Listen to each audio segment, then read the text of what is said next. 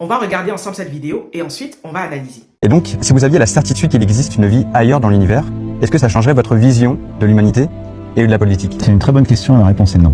Pourquoi? Et je pense que ça ne devrait pas la changer. Évidemment, l'innovation, la connaissance, etc. sont au cœur de ce que nous faisons dans l'organisation de la cité, c'est ça la politique. Mais il y a un humanisme qui va avec, qui fait que chaque espace et chaque personne est importante.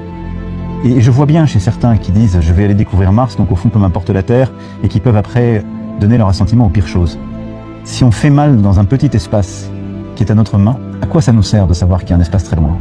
On y fera aussi mal. Et donc c'est ça pour moi la politique. Il y a un principe d'universalisme. Quand on fait de la politique, on le fait toujours avec un impératif catégorique, comme on dit en philosophie, c'est-à-dire en se demandant si ça peut, est-ce que c'est applicable à tous les hommes et partout.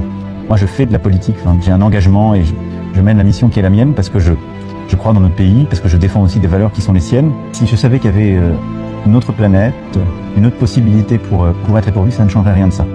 Parce que si j'ai rendu ou contribué à rendre invivable l'endroit où je suis, ça sert à rien d'aller ailleurs.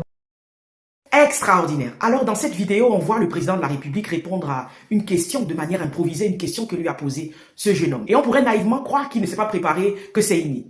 Bien évidemment, l'improvisation suppose qu'on ne s'attendait pas à la question.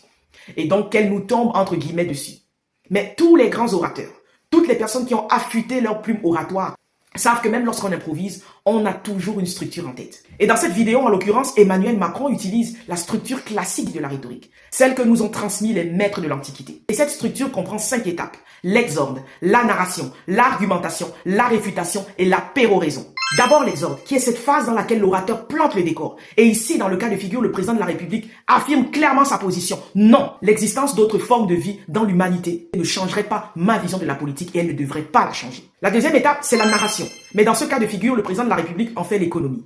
La troisième étape, c'est l'argumentation. L'étape dans laquelle le président de la République présente clairement les arguments au soutien de sa position initiale. Puis la réfutation, qui est une étape indispensable, incontournable, qui nous permet de couper l'herbe sous le pied aux éventuels arguments contraires. Et on a cette phrase du président qui dit « J'entends bien l'argument de ceux qui disent que ». Ensuite, la péroraison, qui est une manière fine, subtile, excellente de conclure son propos. Vous voyez donc que cette prise de parole en apparence improvisée ne l'est pas en réalité. Parce que le président de la République, en communicateur averti, a su mobiliser la structure apprise par les maîtres de l'Antiquité.